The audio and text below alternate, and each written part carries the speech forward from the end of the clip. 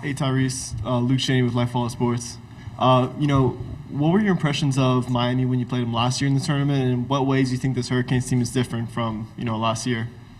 I think last year they played very fast. I think that was kind of everywhere on defense, just playing, trying to get out in transition. I really don't see no difference this year, honestly. They kind of filled in the role of the players that they lost last year. And just getting out, running, jumping, playing fast up and down, and keeping the pace up.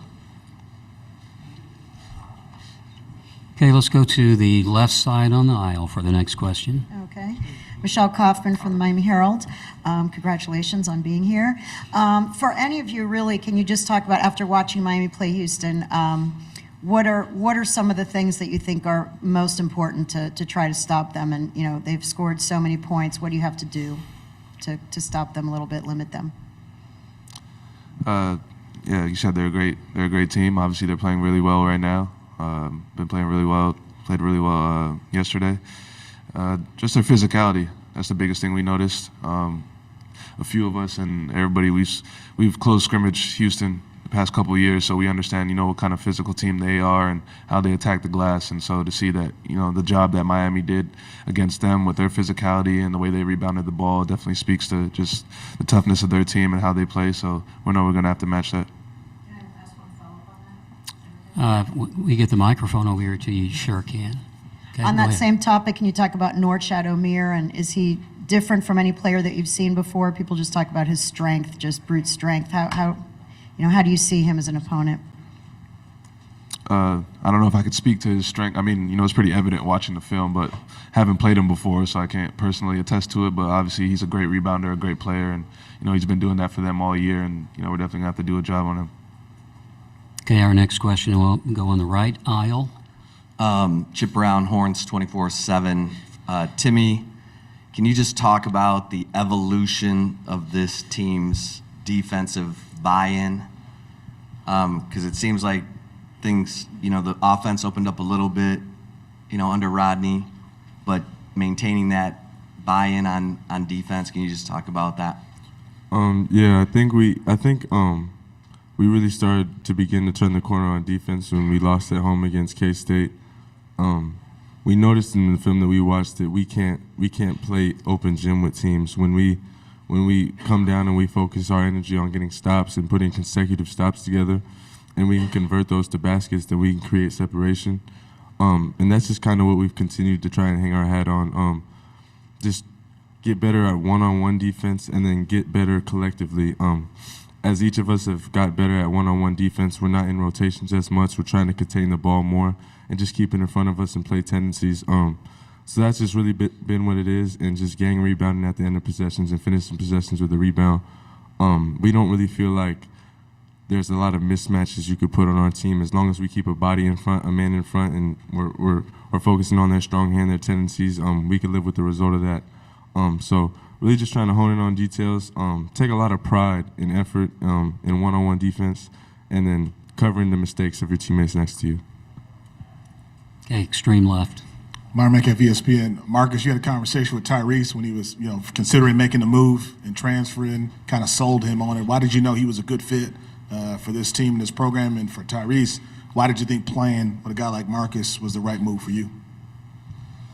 Well, obviously him being Big 12 Freshman of the Year, I feel like that kind of speaks for itself. But not just that, just going against him, seeing, in real time, in real life, his speed, his quickness, the way he's able to play make, and his athleticism and score for himself as well. Just knowing the type of player he was, and knew that he would only, add value to us on both ends of the floor, just the type of player he was. And so, yeah, when he was in the portal, he was the guy that, we all spoke and we all said, yeah, we want him. And we knew that, other people, or maybe even him and me, would have questions about, us playing together, thinking that wouldn't work. And so me just reaching out and letting him know, like, hey, we want you here, I want you here, like, and I know that we're gonna fit well together. And if this is the right place, if you feel like this is the right place for you, we know that, we want you here. So ended up working out all right.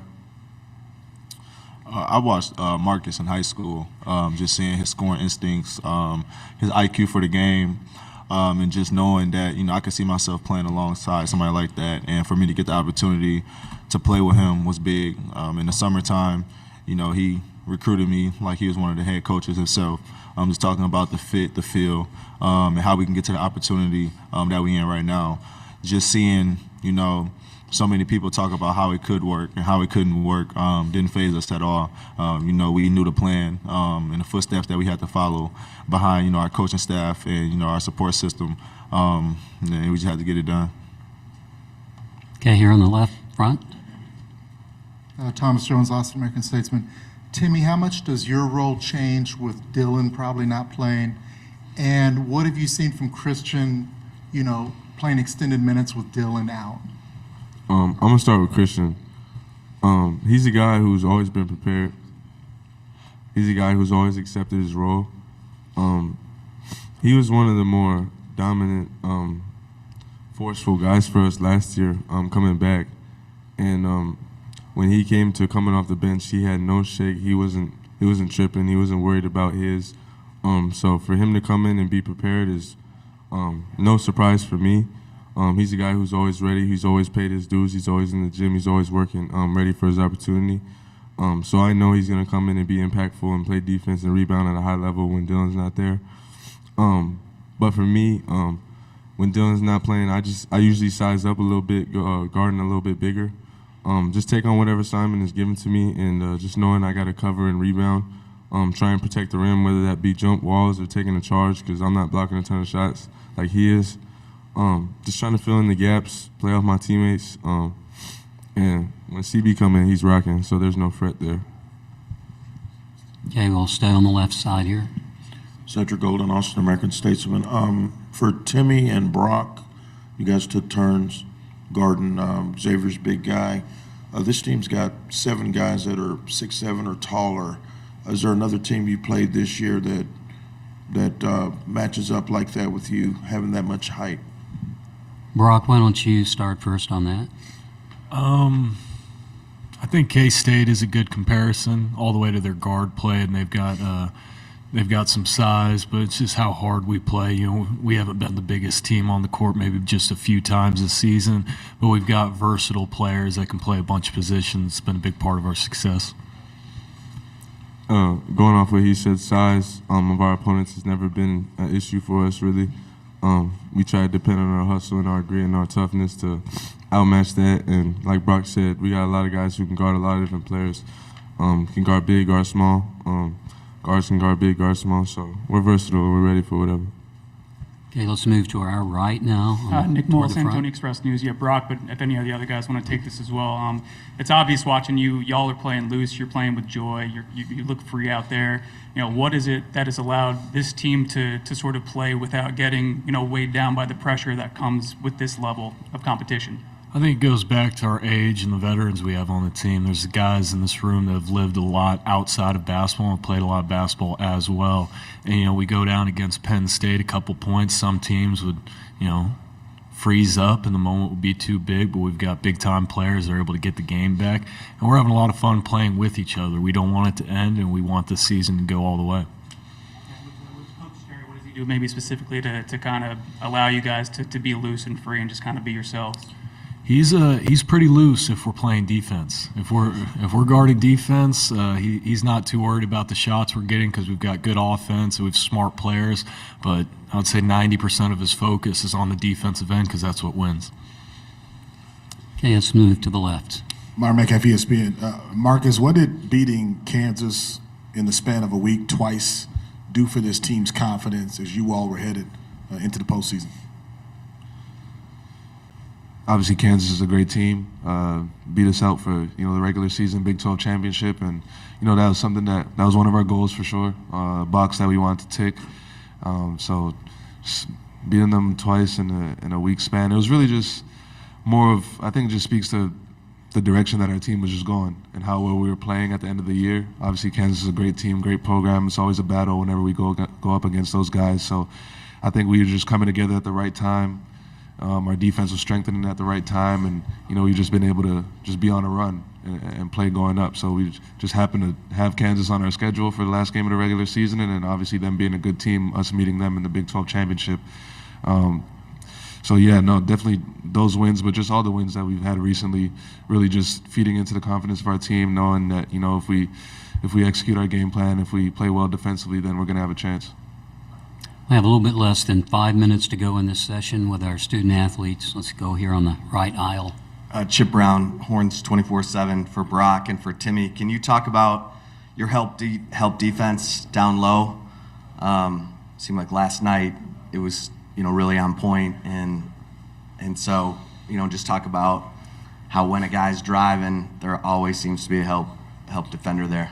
Yeah, it starts with knowing the matchups. If a guy isn't as capable of a three-point shooter, we're able to drop down and help the guards. And it just goes down to our versatility and our scrappiness. We've got 14 guys that are willing to do anything to win and stick their head in there to get the ball out. But just knowing personnel and wanting to play defense is the biggest part of that.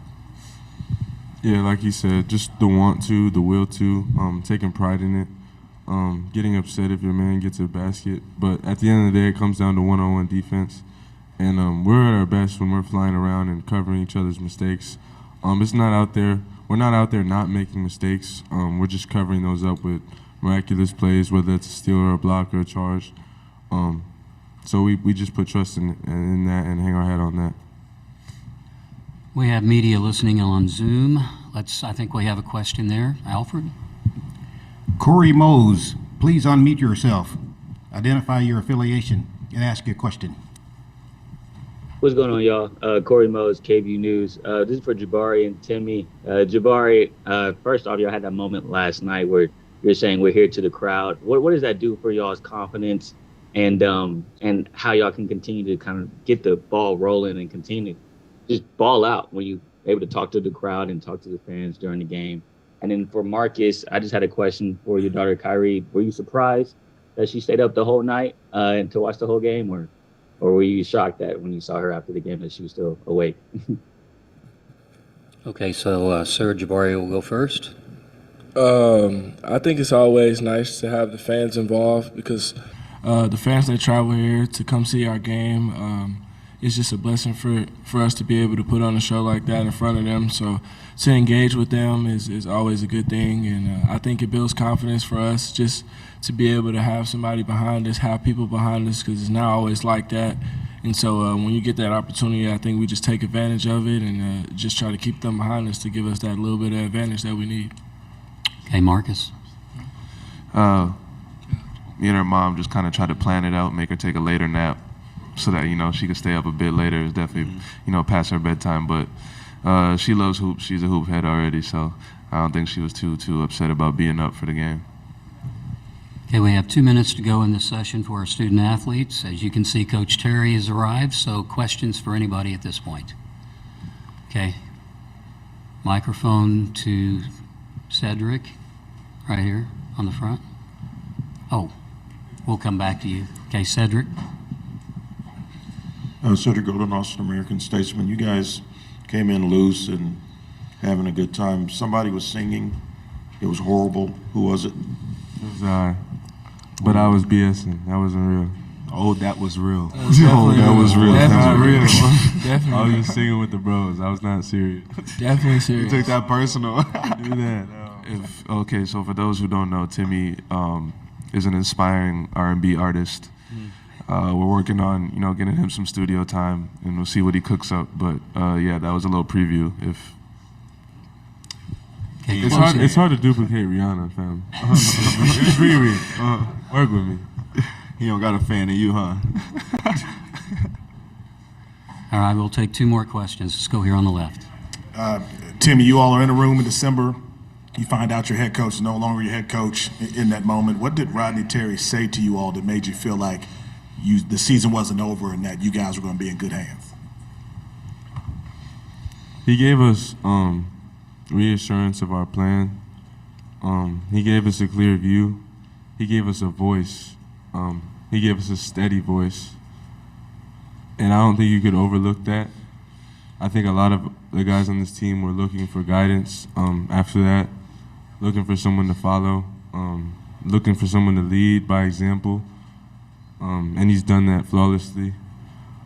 He's been somebody who's given me and guys around me a lot of confidence For example, in the game yesterday, I mean, he shot like 3 snatch back, step back, midi twos, but in practice all week, RT saying, trust your pull-up, trust your mid-range, because we knew we can get to it. So that's just one example, but in that moment, he wasn't unprepared. He looked ready. He looked excited for the opportunity, as he should be. And we had the goal, and we had the plan, and we came here. And it's not going to change because bro fell down. RT stepping up, and he's done it flawlessly. Okay, we're going to sneak in one last question here on the right. Chip Brown, Horns 24/7. Marcus, it looked like in pregame introductions yesterday you ran over to the scorer's table or something. I mean, you just seemed really pumped up or, super charged or something. What were you feeling, and what did you do over there? That's just something I do before, every game when they do introductions. They call my name, I come out, me and Barry do our handshake, and I dap everybody up, and I kind of just run the midcourt, just talking to myself. I'm here, I'm ready, just ready for the moment, soaking in the environment. Obviously never had playing in the Sweet 16 before. It was something that you dream of and always want to do. So I do that before every game, really, just soak in the environment, talk to myself, say I'm ready, I'm here, and let's do this. Rodney, you see your guys out. Talk back to opponents, let them know how they feel. That's kind of their vibe a little bit. As a coach, how much do you encourage that? Kind of wearing their emotions on their sleeve like that in the middle of a game? Well, we have an older team. We have a team that I always talk to our guys. I like our guys to have swag when they step out on the floor. And I think this year earlier we'll reference back to it too as well. Got a chance to coach PJ Tucker when he was with us previously, and PJ always had swag, and he's one of those guys that he always thought he was the baddest dude on the floor, no matter what. And I like our guys feeling that way. We have an older team. They play with a lot of emotions. Sometimes I can be an emotional coach as well, but we want to channel it in the right direction and play with the purpose as well. But I like our guys getting charged up and showing emotion and that they're emotionally attached to the game. Coach, we'll go to your right now. Hey, Rodney, Luke Cheney with Life Followed Sports. Just what stands out to you about this Miami team? Man, you know what? They're well coached. Coach Larinaga, a lot of respect for him. Over the years, we've got a chance to compete previously, and when he was coaching at George Mason, I was at UNC Wilmington. But he has his team playing at the highest level right now. They can play really fast in transition. They do a great job of really sharing the basketball. They've got great guard play. They have an elite offensive rebounder with the mirror inside. Man, they're a very talented ball club. They're underrated, I think, defensively. They do a great job of really trying to turn you over. Their length, okay, they're stunning and doing a great job of really trying to get after you defensively is underrated. They're a really, really good ball club. And anytime you win the regular season ACC, you're pretty doggone good. Okay, on coach's left, toward the Rodney. back. Rodney, Mike Finger, San Antonio Express News. You talked about being an emotional coach. I think I saw some emotion when Timmy was telling that story about the first day and how you weren't unprepared. He's talked about that before, the awkwardness of that first moment and what you told them. What sticks out to you? Were you unprepared? How could you possibly have been prepared for something like that?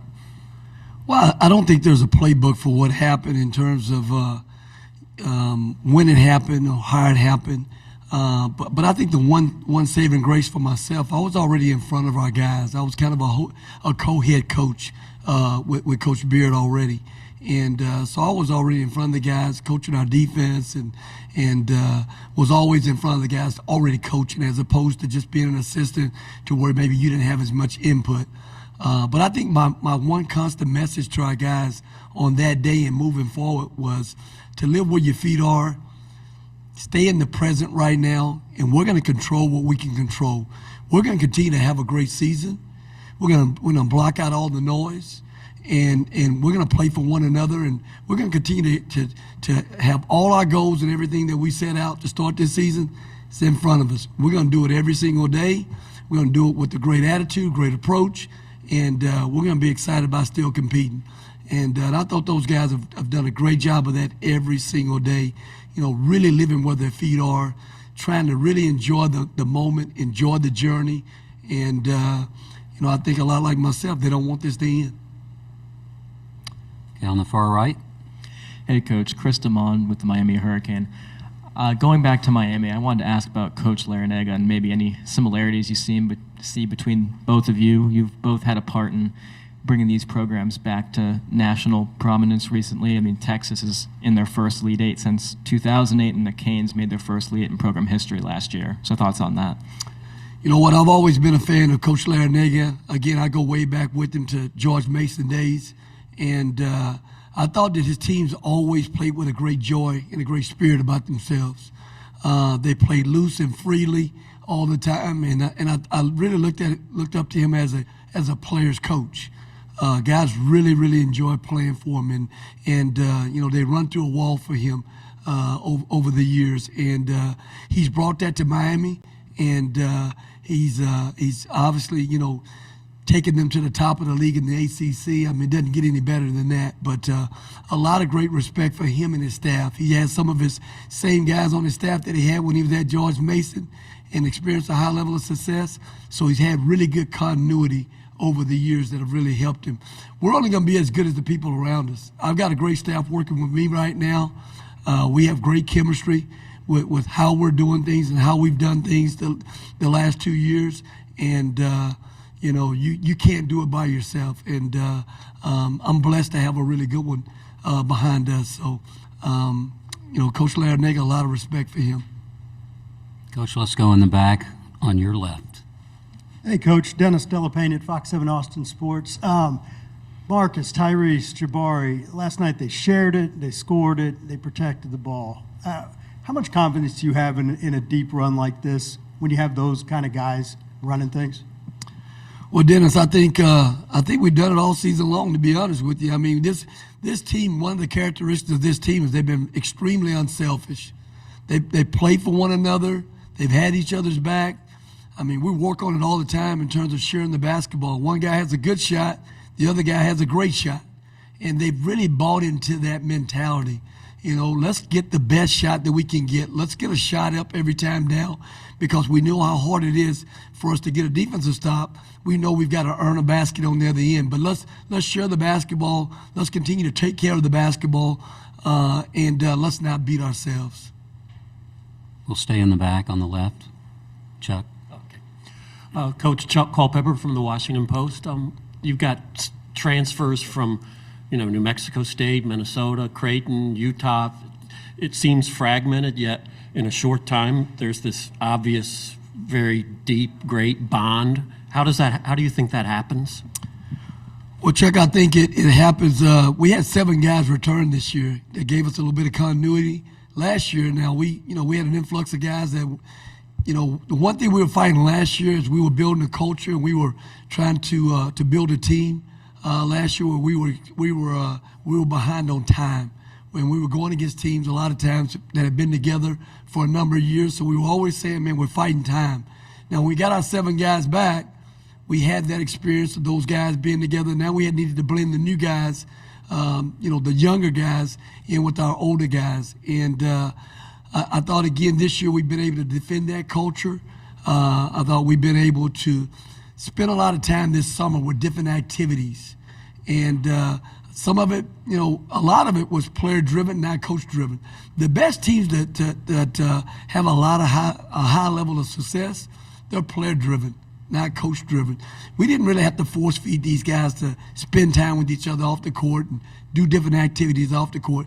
They did it willingly on themselves, and they formed a bond this summer and had incredible chemistry that carried over into the fall, off the court, right on the court, and really has helped us this year have a great year and do what we're doing right now at this moment.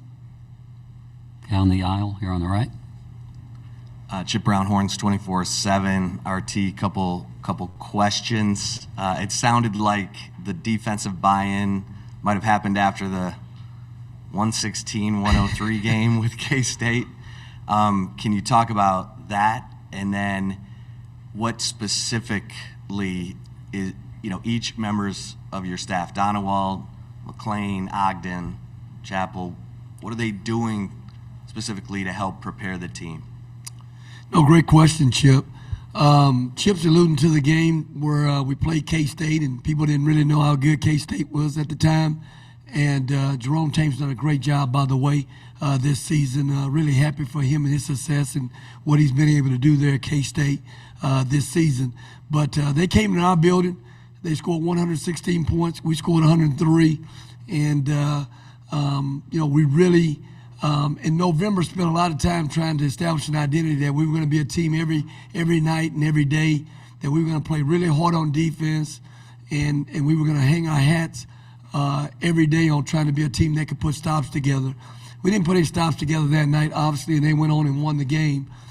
So, a couple of days later when we were back on the floor, we really needed to hit this reset button and kind of get back to our identity that we set out with the very beginning. But from a coaching perspective, I thought it was very important, though, that I didn't take away the fact that we could score. We're a team that could score the basketball. We scored 103 points, and that wasn't a fluke. We were a team that could be an elite team that could play offensively, but we also wanted to be a team that could really guard and be an elite defensive team as well. So there was a kind of a give and take there, okay? I didn't want to come in and take away our offense because we could score, but I also had to send a message that for us to win games or meaningful games in a highly competitive Big 12 conference race, we were going to have to be able to guard and take a lot of pride in guarding. So we kind of hit the reset button, came back and really worked hard on our defense and tried to have more of a defensive-minded approach, as well as playing with really good pace on offense and still wanted to score the ball at a high level as well. As far as guys on my staff, Bob Donewald is a guy that's worked with our offense since the day that he's been here. He does a great job preparing our game plan for what we're trying to do offensively. Steve McLean has done a great job with our defense. He's done a great job every game having our guys prepared in terms of what we're doing from a defensive standpoint. Aggie has really tied in, whether it be, special edits on guys in terms of individual players. We had a big matchup with Pickett with Penn State, probably one of our toughest matchups of the year, and he dove into that matchup and what we needed to do defensively in regards to defending him. Brandon has done a great job, with putting together the actions of the opposing team and really taking those to the floor with our scout team. Our scout team's done a great job this year, by the way, as well. I want to say, commend those guys. A lot of times, those guys don't get the recognition. And the guys that play the game and the guys on the floor, they get the recognition. But our scout team this year have done a phenomenal job. Cole Bott's done a great job. Alex has done a great job. Gavin's done a great job. Rowan, Preston, those guys that you never hear those guys' names, but those guys have done a great job every day preparing our guys for the teams that they're going to compete against. They give us great looks in terms of who our opponents are going to be, and I just wanted to make sure we give those guys a little bit of shine as well. They're incredible, and what they've done for us this season has been amazing. So that's kind of the rundown of our staff in terms of what guys do. From a staff-wise, and our staff's been incredible as well. We will take two more questions in the room in this segment for Coach, and then we'll go to Zoom. Here on the left. Rodney, I'm sure every Texas fan wants the Dylan DeSue update. What are the chances he plays tomorrow? What more can you tell us that if he's not available, how you adjust? Well, it's again, Myron, it's day to day. Dylan obviously worked really hard to get to this point of the season right now. We've got the best trainer in the country. In Warren, and Warren has done a great job all year long. He'll continue to work with them every single day. We went through the Big 12 tournament without Timmy Allen, a guy that had become a real focal point of our offense down the stretch in Big 12 play, and next man up had to step in and do the job for us. No different type of mentality we'll have going into tomorrow's contest against Miami. Next man up, and that'll be by committee. It could be Brock. It could be obviously CB played. Kristen Bishop played really well for us. Timmy Allen had to play a little bit more inside for us as well. But again, I always say to our guys, we're all we need. We all we got. You know what I mean? So we'll find somebody ready to go, and we'll band together like brothers, and we'll go out and compete as hard as we compete against a really good Miami team. Okay, here on the front. Cedric Golden, Austin American Statesman. RT, you mentioned those guys taking their turns, interior defense. It's a tall team you're facing, 8 guys that are 6'7" or taller. Who have you played this season that reminds you of them, and what problems will they present?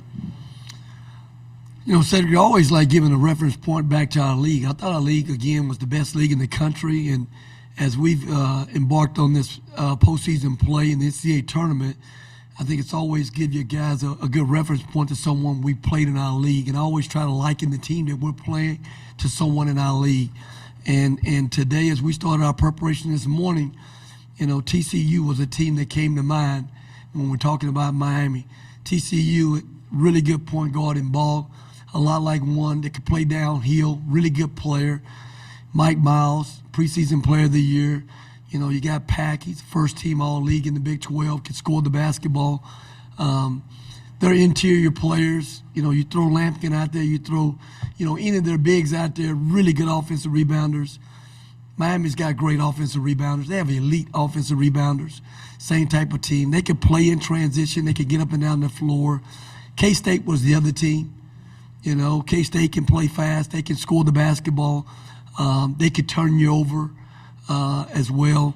But those were 2 teams that I like in these guys too, that we played, that were really good teams in our league. And again, a lot of respect for Miami and what they've done this season. They're an excellent ball club. Okay, let's move to Zoom now. Alfred? Dan Tortora, please unmute yourself, identify your affiliation, and ask your question. Dan Tortora, wakeupcalldt.com. Coach, you were speaking a lot throughout this season and here in the tournament about God and faith. You haven't shied away from that at all and have leaned on your faith. And I just would like you to go a little bit deeper into why you're unafraid to speak on that and include God in your post-game and pre-game press conferences. Great question, Dan. I was raised by a Christian mom and dad, and my mom was always one that she lives a Christian life. She's here watching us play right now, and she's beaming in the glow and enjoying this ride as well. But she lived a Christian life. She lives a Christian life, and when you live that way, seemed like I was in church every day. I was in church every day. I know I was taught right from wrong. She instilled in me, or they instilled in me, my parents, a great value system, and with it being faith-based. You're not going to get anywhere in life, without having strong faith, and always taught me that, man's going to disappoint you. God's never going to disappoint you, and he's never going to leave you. He'll be with you in your highest of high moments. He'll be with you in your lowest of low moments. But you had to develop your own relationship with him. And, I love her, and I love my dad for instilling in me to have that as one of my values in terms of having strong faith. And, again, we're not perfect. There's only one person that's going to judge you. And, he gave his only son to us to be able to forgive us of our sins. And I live by that every day, and I have strong faith and strong belief. And I try to not push that down my players' throat, but I try to set a good example for those guys and try to live the right way, and hopefully be an inspiration for them to also understand how important it is to have that as a value when they become a father, a provider, and a great husband one day. We're about out of time. Alfred, do we have anyone else on Zoom? Yes. Corey Mose, please unmute yourself, identify your affiliation, and ask your question. Hey, Coach. Corey Mose, KVU News. First question, with Miami's 5-out look, what struggles does that give y'all offensively or defensively, and how y'all plan to kind of attack that 5-out look on offense? And then also, how would you rate Timmy Allen's voice? Okay, I'll answer the first part. I didn't quite hear you on the last question, part of that question. Yeah, I was saying on the last question, how would you rate Timmy Allen's R&B Okay. voice? Okay, I'll start with the first part of that question with Miami. Boy, I tell you what, they put so much pressure on you defensively with their pace of play. We call it rebound and go. They have any guy can get the rebound and really initiate their offense, which really makes them dangerous in transition. Valiant taking care of the basketball is really big. This is going to be one of those games where, you're going to have to do a great job of trying to guard the basketball. They spread you out. It's going to be really hard to play in rotations because they're a really, really good shooting team. And if you're having to play in rotations and they're moving the ball as well as they're capable of moving the basketball, they put a ton of pressure on you with their shot makers. And then they got guys that can go rebound the basketball. So we're going to have to do a great job of trying to guard one-on-one defense and trying to stay out of rotations. Timmy Allen, as for singing, probably wants to stick to his day job right now, and that's trying to be the best version of himself, being a basketball player first right now, and maybe continue to work on honing his skills singing. But those guys are great young men to be around, and they like having a lot of fun. So I encourage them to enjoy this ride and have a joy about themselves here in March.